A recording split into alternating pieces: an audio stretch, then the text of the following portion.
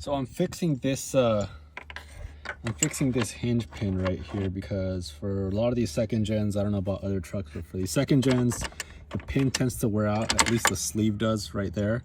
And what happens is that it starts coming loose and it starts wiggling, which allows play here, and then it makes the spring pop, and the door doesn't have any retention. That's not blood, that's Loctite. But I do remember the spring is always a hassle to put in because it's so small. You don't really have too much room to work with in there. But I think I figured out a way to put it on there without having to struggle so much. All right, so all I did was pull these back like this, and it's at least holding those. So hopefully that'll give me enough room. I hope this thing doesn't go flying. Oh, kind of. Let's see if it's enough. So I ended up doing the same process, except I just put them around the sides and it's holding it pretty good. I left one so I can kind of just get this all the way in there. And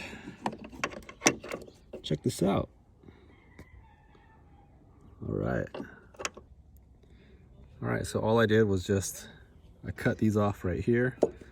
And it had like 4 of them, so I just made sure the ones that were in the back were kind of tricky. So what I did was I actually used a lighter to soften up the plastic, and then I just pried it and it snapped, which allowed this to straighten out. It's a little tricky, but nothing too bad.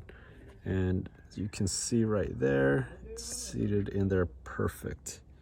All I'm gonna do here now is I'm probably just gonna like tack just a little bead here so it's not wiggling too much.